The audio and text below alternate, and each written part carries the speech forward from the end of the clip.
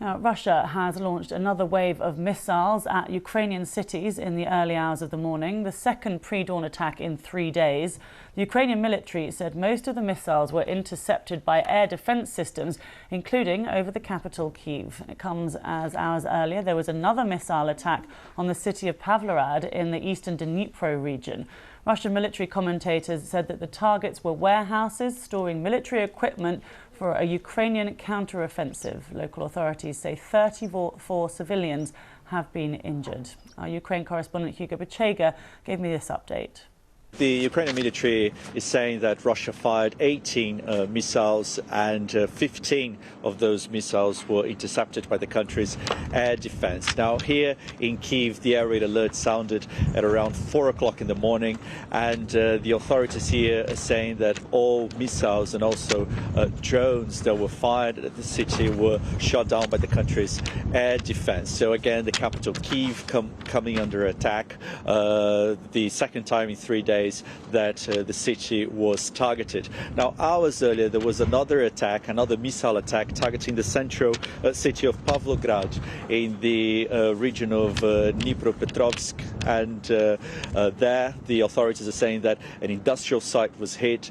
Dozens of buildings have been damaged, including houses and schools. And we just had an update from the local authorities saying that 34 people have been injured as a result of this attack. We've seen pictures on social media of a massive fire right after this attack. Now, some Russian commentators are saying that supplies for the Ukrainian military supplies to be used in this upcoming counter-offensive were the main target of this attack. We haven't had confirmation from the Ukrainian authorities about that. But again, I think in the last few days we've seen a number of attacks hitting places away from the front lines. And I think the context here is that this is happening as the Ukrainians are saying that they're finishing their plans for this much anticipated counter-offensive to try to take back territory that's now under Russian occupation. There's also been another change at the top of Russia's military, hasn't it?